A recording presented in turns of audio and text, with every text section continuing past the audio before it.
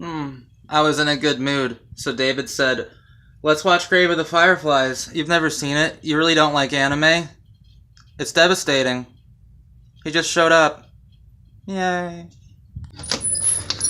Oh, David, are you ready to break my heart with what I've read online as the most emotionally crippling Japanese animated film of all time by, is it Isao Takahata? Sounds about right. You proud of my pronunciations? Yes. Excellent.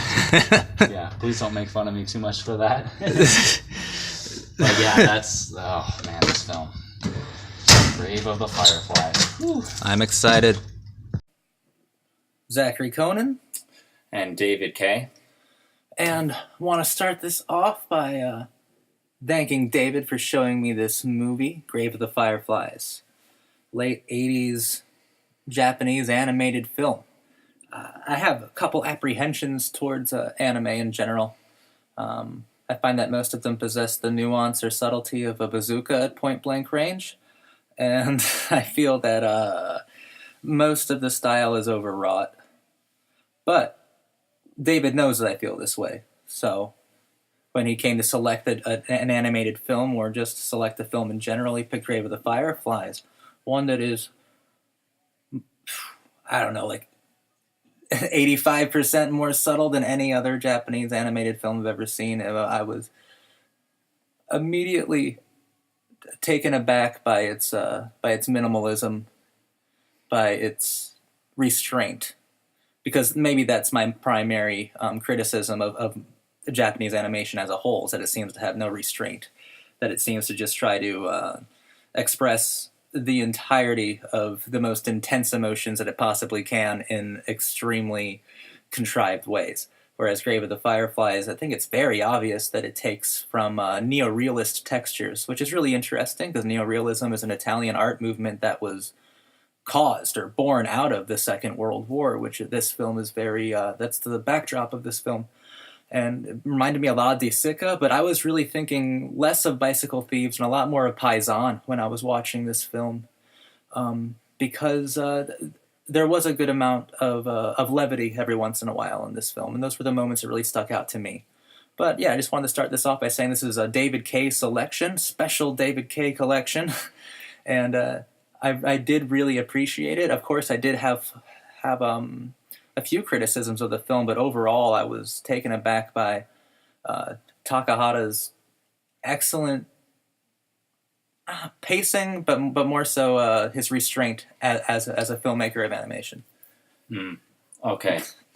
For those who are listening who aren't familiar with neorealism, it's specifically Italian neorealism. Realism deals with difficult economic and moral conditions, especially after World War II. So that can't be understated, especially in this film where that is the primary topic of discussion. So, I mean, like me, just my description of this film would be heart-wrenching, devastating, but at the same time, it does have like a haunting beauty to it. And that's one of the main reasons why I chose this film, because it deals with such heavy-handed and very... not even just heavy-handed, but very mind-breaking, really, topics of discussion, and in a very authentic way, which I find to be something that should be stated, especially with the backdrop of war looming throughout all of it. So that's a big part of neorealism, but that's also a big part of this film, Grave of the Fireflies. And in particular, to me, it's about more than just loss. It's about what we as people can choose to value in order to overcome and not commit the same flaws in character that the main character, Psycho, or what's his name, Seiko? I forgot. I don't know. But yeah, what his pride represented in that film, to me, was very well said. Do you have any thoughts on...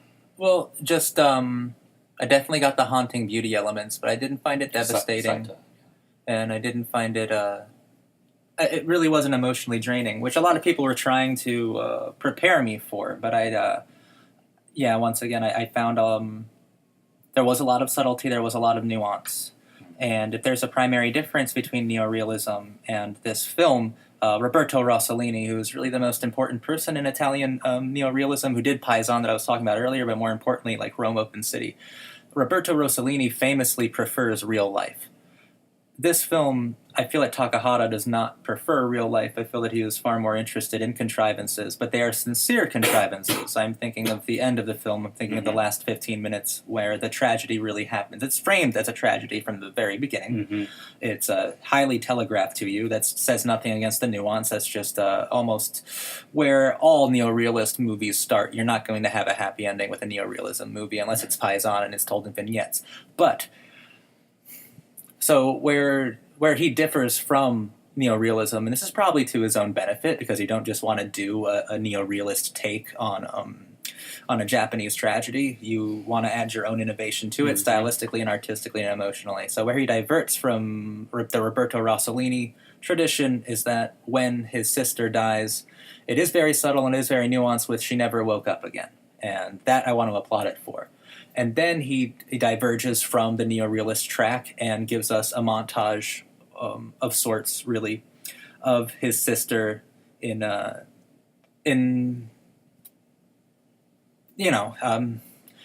his memories, and these things we're supposed to remember about her, and he's burying her, and things like that. It's just that, do I see that as a failure? No. I can see how that is emotionally devastating for a lot of people watching it, but I found it incredibly contrived, and not in a way that like anime is normally, so this isn't that kind of criticism. It's more, I wish that she did not reappear after she didn't wake up, after that very subtle, very nuanced, very nice, just downward camera to her just sleeping with the watermelon on her chest. Thought that was beautiful. I thought that was devastating. But how am I supposed to miss someone if I spend the next 10 minutes watching them in a montage? I can't. I couldn't do it. Okay.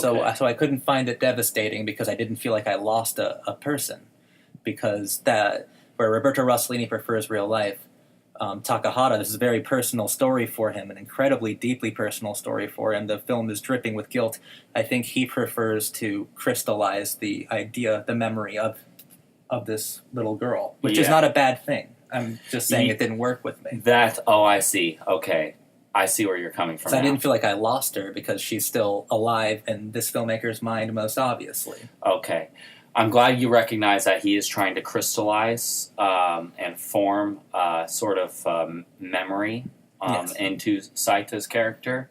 But what I found really interesting was it's semi-autobiographical in nature. So there is that contriving because it's not autobiographical. Absolutely, I agree with that. What I find interesting is that Akiyuki Nosaka, who is the story is based on, this particular person came from what's called the generation of ashes. And so the reason why Takahata is showcasing this in retrospect and with that crystallizing 10-minute montage of Setsuko dying is because he's trying to actually like retrospectively say this has actually happened over and over and over. So the reason why he's actually having that subtlety and that nuance there is because he's trying to showcase that this isn't just about Saita, this isn't just about Setsuko and their tragedy. It is, absolutely, but there's more being said as well. That this is something, an endemic problem that keeps resurfacing, and how are we supposed to... You see, I didn't get that at all, so I would call that a failure of expression on Takahata's part. I thought this was specifically about these two people. I understand the larger backdrop, but the ending definitely didn't drive that point home for me. I think that's a really interesting take, though. That's an incredible way to look at it. And it definitely broadens the meaning of the end of the film. Right. But I didn't pick up at that at all when I first watched it, and I'm a pretty acute film analyzer, so... I call that a failure of expression because I thought it was far too... Since I thought that might even betray the minimalist tone because it was set around two very distinct and individual people. Mm-hmm. That if at the end he brought in the larger circumference of tragedy, then I don't know. Another reason why I bring that into the foray of this discussion is because that is also shown in the aunt's cruelty towards Saita and Setsuko, and it perfectly explains that I definitely, yeah. It perfectly explains exactly why it is she is the way she is, not because she's some evil, cold-hearted wench or something, but because she herself is suffering through those hardships, and we're seeing that as well. You said something while we were watching this. You had some points about the. If we're talking about some of the broader elements, moving away from the more like minimal, heartfelt, almost character studies and tragic formats, you were talking about the commodities of food in this film, and some of the more kind of palpable, like really physical, overarching political meanings of the film. Do you want to develop please. on those? So this is pretty interesting how you mentioned that commodification is happening in this film, and this is, again, part of the neorealist movement is to talk about moral topics, specifically the moral topic of welfare, social welfare, local welfare, taking care of children. And I forget who says this quote, but it really brings the point home for me. The children are the kings and queens of our future. And what kind of world are we creating for children anywhere where there is war, where there are child soldiers, where literally an aunt is encouraging a 12-year-old kid to join war? I think that is something that is directly stated by Takahata, and that level of nuance brings something really magnificent to the neorealist movement, something that that gives us focus, gives us priority, gives us meaning in the suffering, right? Mm-hmm. Isn't that what Nietzsche said? In order to find meaning, you must survive, right? Yes. Surviving gives you meaning. So this is what I'm seeing here. I'm seeing Takahata stating this in a very complex way, in a way that is very intimate in understanding. So that's my compliments to this film. I also enjoyed the transitioning of certain motifs happening, especially the Japanese cherry blossom transitioning into rice pouring into a bowl. And for those not familiar with Japanese tradition, Japanese cherry blossoms represent two things at the same time. And Takahata knows this. The two symbols or the motifs that the cherry blossom stands for, one is idyllic peace in an imagined blissful reality, or imagined blissful possible reality, not an actuality. But then the backdrop behind that is death, and that is something that he states several times.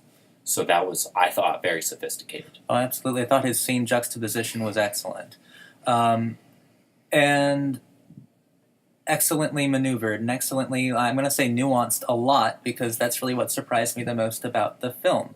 Because even when that score kicks in, and it can be loud and over-emotive, but at the same time, I think it's perfect for the scenes.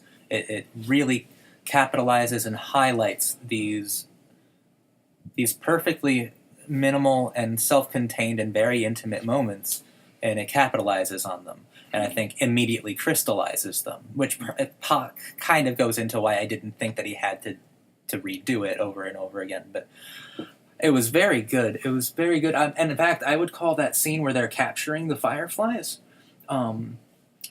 right up until that like fucking overwrought line about why do Fireflies have to die so early. It made me want to kill myself because it was just fucking shoot me in the face with the bazooka. Yeah. But right up until then, that sequence is one of the most beautiful animated sequences I've ever seen. Of course, I'm including the young boy fantasizing about like the time he saw the naval ships and all that, and he starts singing to himself, and that is such a good scene. That is such a great sequence. It's one of the best animated sequences ever. I love the colors. I love the feeling and the emotions behind it, and that right there is kind of crushing the idealized form. So I don't understand why he's trying to crystallize something else into an idealized form later on, but I love the boy waking up out of his fantasy into this own world that he's created, full of these fireflies and his own kind of dreamscape. I really liked that scene a lot. Yeah. So I thought that particular scene was not only magical, but had a sort of mystical quality to it because of the way in which things transitioned, right? So again, it's got that retrospective quality because it's, excuse me, it starts off with him collecting the fireflies into a little bucket and also having some in his hand, and they're uncrushed, untouched, completely healthy. And he brings them into the tent to be this sort of mystical moment of enjoying nature for what it is. And that was beautifully said. And what brought more sophistication to that scene was how the firefly died. And it was like a light, and then it faded and fell. That's why I hate the line that Sasuko says about why do fireflies have to die so young, because the metaphors are very loud, but they're just loud enough to be potent. Just loud enough to be so poignant without having to verbalize it or vocalize those feelings, because also the firefly is what illuminates your soul, and it's very obvious that Sasuko is the firefly of this young man's soul, and of course a grown man that the boy would turn out to be. So you don't have to drive it home. Like it kind of pissed me off at the end, but it was such a beautiful scene. The reason why I brought up that retrospective quality here is because in the very beginning scenes, you do see that sort of soulless, lifeless stare, stare in the very beginning, where Saita has given up, and then that transitions into that. And so it's interesting how that particular scene was literally complementing the very first scene. Oh, I completely agree. Yeah. I completely agree. And that just kind of, I would use that to more defend my criticisms of, you're even playing on an older metaphor. You don't need to, you don't. Take your Sharpie marker away, Mr. Takahata. I get what you're doing. Get that highlighter away from me, man. Great movie. Yeah, I think for someone of your caliber of intelligence, it is overstated for you, and I can respect that, absolutely.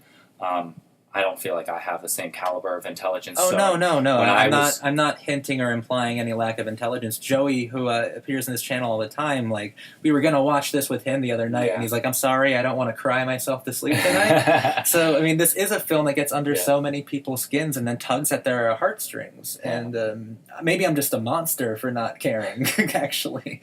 I did care. I cared about the relationship between the two of them. It's just that, when I have an hour and a half to prepare for a very obviously telegraphed tragedy, and then when you give me the tragedy, and then when you still have to show me the little girl who died, I don't feel like I lost anyone. Oh. Because their presence was still there. So, like, I don't... these aren't failures on his part. It may even be a failure for me to communicate with the film itself, because that's always a possibility within film criticism. The reviewer could have a block. And that's maybe what's going on with me.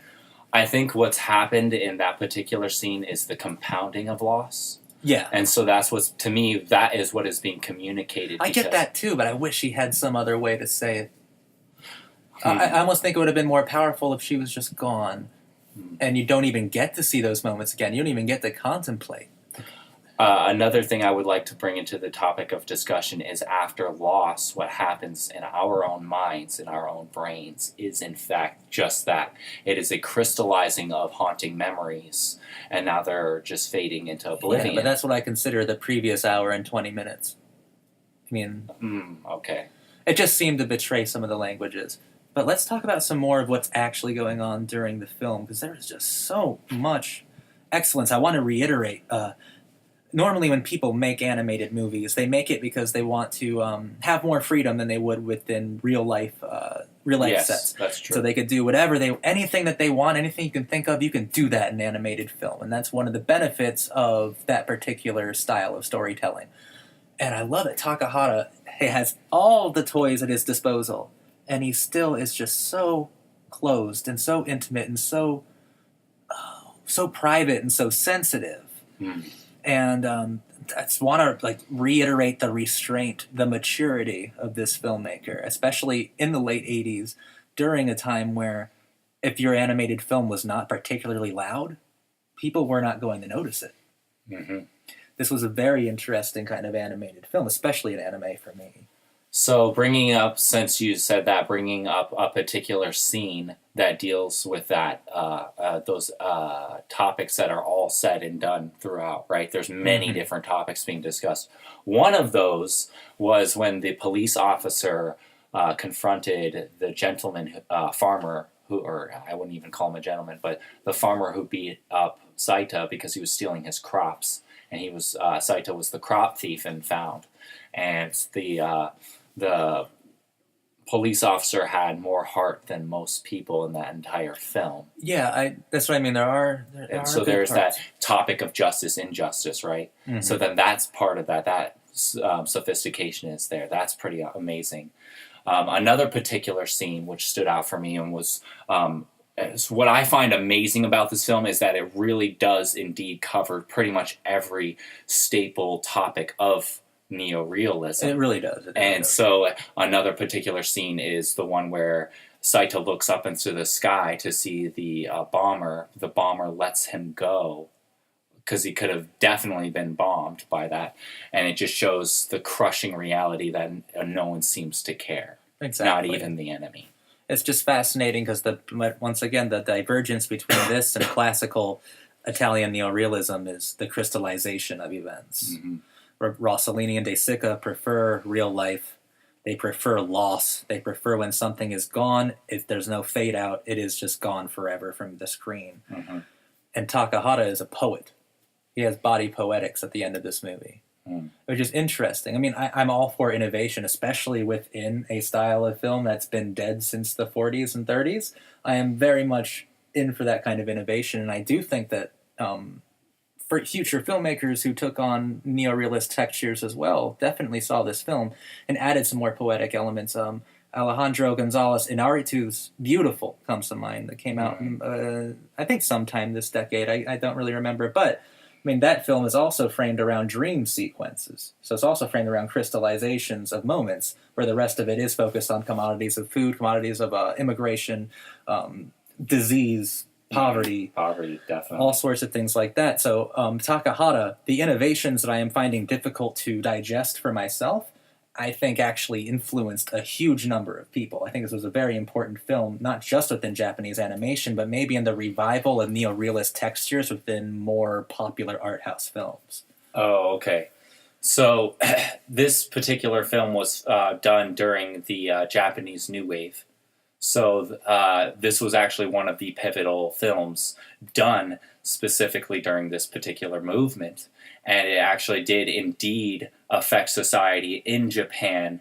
It actually did make a lot of Japanese citizens care for the old, believe it or not. Because then the old are the ones who can take over in case a mother or father dies. Exactly. Part of what this movie made me think of was an older Japanese movie as well by Kurosawa called Ikiru, or To Live, which is centered around an old man who is realizing that he is dying. And the first half of the story is him dying. The second half are those talking about him after he is dead. And there are lightly neorealist textures. Kurosawa wasn't very interested in that. Mm-hmm. But this is the two most heartfelt Japanese films I've ever seen are definitely Ikiru and this film right here. Mm-hmm. And I was very impressed by this film. Mm-hmm. Very, very impressed. But just as a throwaway point, I do love the scene where he finds out that the Japanese surrendered as well. Like he was the lowest possible spectrum of poverty, the lowest possible people had no idea that the war was even finished or even won. Yeah. I like the detachment, the dispossession between the nation and its citizenry.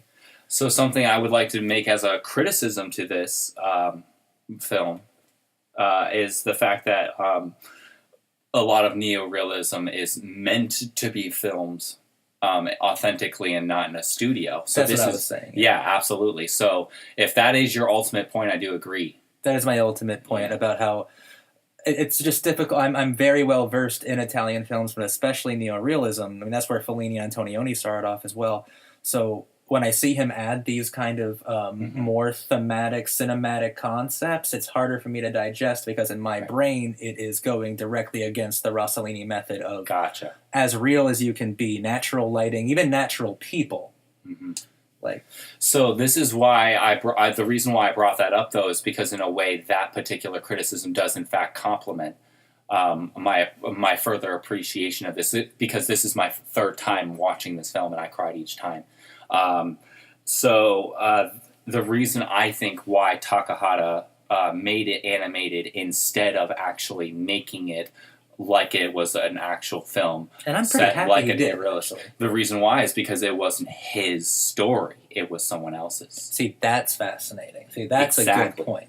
So that would be why I would counter that particular narrative, just in my particular view and what I digested. Oh, no, and that would be saw a from very that. valid retort to my criticisms. It would be very valid. It would also support the praise that I'm giving it for being innovative. Mhm. And being innovative in spite of its constricting language. Right. Because neorealism's great, but as when very you're talking constricting, about sure. it, it's very constricting. There are very specific rules. That's why it died so quickly. Okay, I can see that. So it's just interesting how that appreciation to me, like, just brought a sense of nuance. Like it was almost like Takahata knew. Exactly. He definitely Yeah. knew. This guy probably makes me look like a simpleton with how much he must understand the Sica, Rossellini, and early Fellini films. Like, he must think it He like an challenged it. He challenged that particular Exactly. At the very end, he makes it his own style. Mhm. And that's why it's hard for me to grasp, because it is a different, new visual style, you know, that's built up upon the frameworks of a pre-existing format that I do love. And then he's adding something crystallized, something dreamy, something actually, it's more poetic. Maybe this is poetic realism. It's because it's something, it is a heightened version.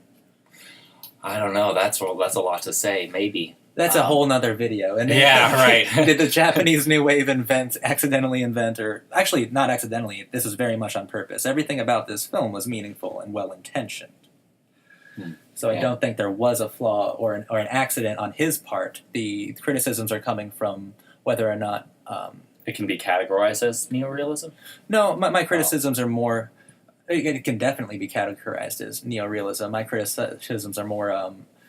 did his additions to that language, his innovations on that language, benefit the overall story? Or would I have been more shell-shocked and more devastated if it strived for neorealism at the end instead of what I would call a poetic realism?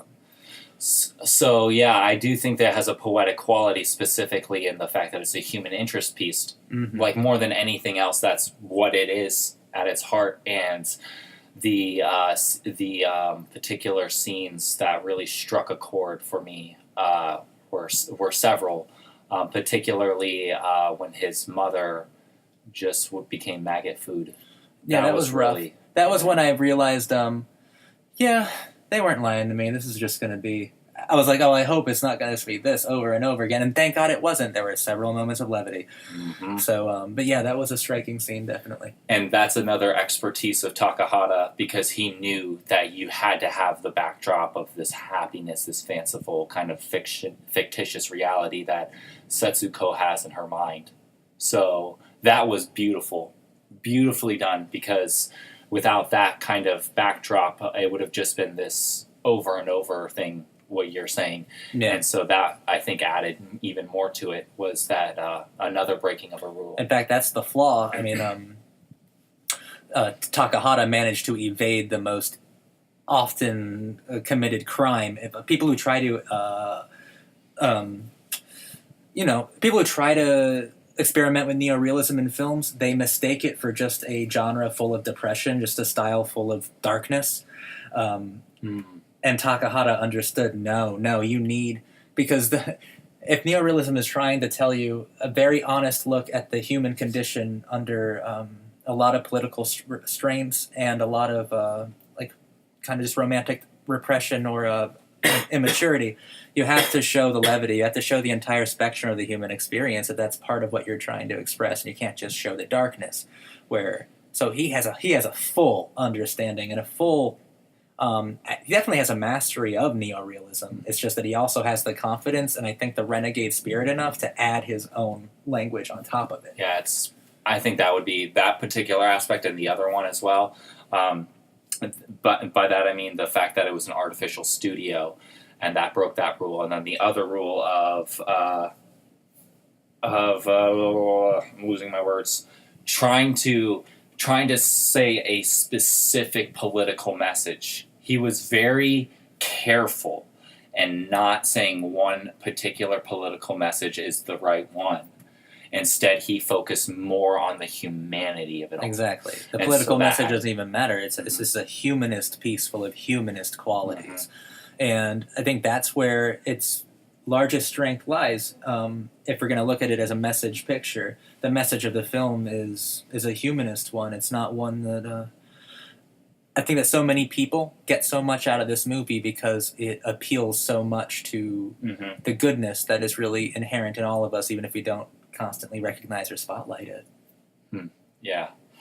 So I wanted to go forward and talk about some of the human conditions addressed in this particular film.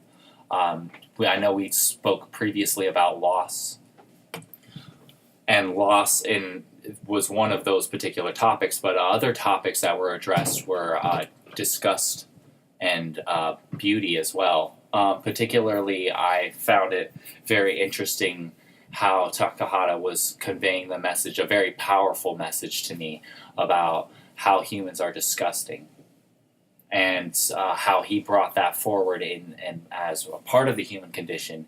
He brought a realization that we do have this sort of beauty, even though there is that level of dirtiness within us all. So I found that really well said.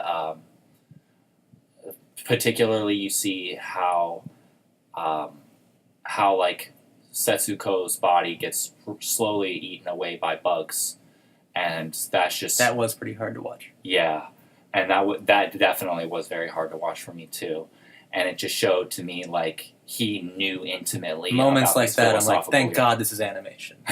If that was fucking real, man, I would be so pissed off at the filmmaker for making me look at that. So there are times when the animation actually softens the bullet. It really does in this movie. So that was one of those instances. Another instance of that softening blow is when, not only the mother being eaten by the maggots, that would have been really bad to see too in real life. That would have been harsh. But also when he was getting beaten savagely by that. No, I can deal with that. I've seen enough 14-year-old boys being beaten in old fucking Italian and French movies. That would be fine. That seems to be a staple. That's a part and parcel of coming of age for those movies. No, such a good movie though. Like, here's the thing, I would love to rewatch this movie actually. Yeah? Yeah. And I can't say that about any other Japanese animated film or series I've ever seen. I feel like got it, it's done. But I think there's a lot more for me to pick up from here, and especially now knowing in my brain, like, the innovative qualities he was doing, because that's really what interests me the most. Compositionally, this film is very fascinating, because I've never seen someone take neorealism, which is like something it's like an unchangeable fucking document, right, and really add to it in ways that aren't too far gone, aren't fucking crazy. Like, I think I could align it within my understanding of the style if I watch it again, knowing that there is a body poetical above it all. Right, and that's where I am. Is in a way, I am seeing this for the third time and seeing those more subtle aspects. Like one of the particular scenes in this film that stood out that I completely missed the previous two times, and watching this was the scene where Setsuko was dancing, and then she was dancing with the clothing, and then she ate the little dirt balls, and I was like, I didn't see that. I don't know why I missed that twice. Maybe I was crying my eyes out each time, and this time I wasn't. So I think that was really amazing, because it shows us desperation in its most visceral, in the most visceral way possible. Really, one of them anyway. And I'm not going to try and sit there and make a level of what's more desperate or not. It's not Pity Olympics. So what I found interesting about that particular scene, since I caught it this time, was how, oh my gosh, how gut-wrenching poverty really is. Yes. Like, it really does bring a sense of deep understanding. So then that means to me that either Takahata felt it at one time himself, or he knew of it and tried his utmost to not be a part of it. Gosh. We're getting to the final thoughts here, and I just want to say, once again, they bookend it. thank you, David, for showing me this movie, and I appreciate that you showed it to me, knowing knowing what I like stylistically, and I get that you showed me it to try to make me see Zach, not all anime is fucking just crazy rock and roll opera and whatever. Yeah, there's a This lot was of it, though. incredibly nuanced and minimalist, and definitely important. And I think it's my favorite Japanese animated film I've ever seen. And most likely, if I had my own short list of greatest animated films of all time, this would definitely be in the top 5. Like, this is very good, very powerful, and the problems that I have with it don't have anything to do with their concepts or the emotions. I think they were wonderful. It's about the composition for me, and I love it. And I still, because it's something that I could actually like write about. It's something that I could really theorize about. Because to me, that's where he's making his most interesting statements. Because I'm more interested in an artistic commentary and artistic composition. So I'm like, okay, let's see if this works, sir. Let's see if your new take on neorealism works. That's what I'm going to be talking about forever about this movie, as opposed to any other concept. Huh. So I don't know if Grave of the Fireflies inspired any other films. I feel like I brought up Beautiful earlier, and that has what I'm talking about. It's got that neorealism, but it has a couple, not dashes, just straight up crystallizations of fantasy. Mm-hmm. And it's not crazy fantasy. It's just, this isn't actually happening right now for about 30 seconds. He sees the ghost of his father in the woods, and they talk about animal sounds to each other. Like shit like that. They're just, and it's done. I definitely believe this influenced a lot of films. This is a very well-beloved film. Mm-hmm. It's considered one of the greatest films of the 80s, not just of animation. It's on a lot of short lists for best of the 80s. Yeah.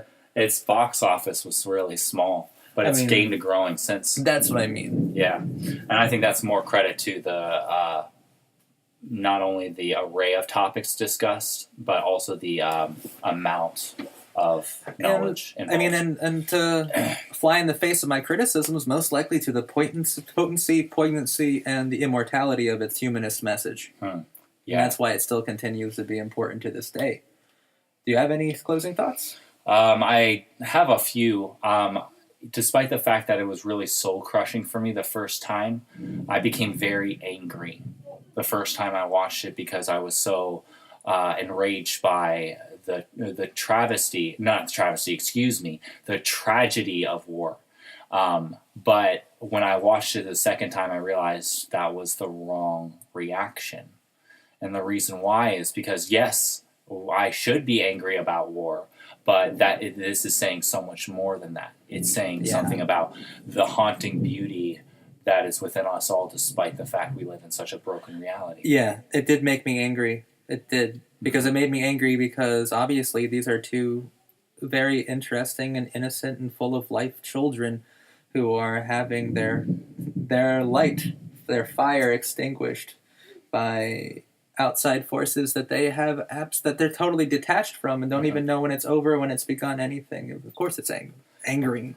And another thing I wanted to point out was Saita's pride was actually the primary problem in his, not necessarily he was negligent, I think he was just unaware, He unwitting. was fucking like 14. How old was he? He was just like 12, a 14. kid. Exactly. And that nothing he did was his fault. Exactly, and that just added But this to movie, yes, I said it earlier, overwhelming with guilt. Like, whoever made this story feels so bad about himself, and all I want to do is just look that man in the eyes and say, it's not your fault. This isn't your fault, man. Because this is such a guilt-ridden picture, and that's really what's most heartbreaking about it is that the architect behind it, because you can tell it's based on a foundation of this is like, I'm going to blame myself for the rest of my life. And that's the true tragedy of this film. Mm-hmm. So, adding to that, I would like to say, and that particular person's perspective, you're absolutely right. I think the guilt was also used in a double measure to add to how it's sort of like everyone's involved kind of thing, and people act like they aren't. Everyone's complicit in times of near Holocaust. Everyone's implicit. In times of war, everyone is. So that was, to me, a very well said thing as well, because we cannot be like the ant. We we have to really do struggle and try our very utmost. Like, she could have gotten a job, you know, or maybe not even that. She could have, you know, something could have happened. We shouldn't right? blame those who are helpless, and shouldn't blame Fireflies. Exactly. Well, I think that's all I have to say about this film. Well, I was Zachary Conan. And this is David K. And try not to cry, but cry a lot. This was such a good movie. Thank you so much for showing it to me. You're welcome. If this is your first time to the channel, make sure to hit subscribe. What did you think about this movie? Did it affect you emotionally? I'm sure it did, or else you're maybe like me and you're a zombified corpse of what used to be a man. Leave down below in the comments what you thought about our conversation. Do you have any takes on this film? And yeah, make sure to like the video and share it as well. Thank you for watching. This is Zachary Conan and David K. Love to hear from you guys. Thank you. We do. We reply to as many comments as we can, and we read all of them at least. Mm-hmm. Thank you very much for watching.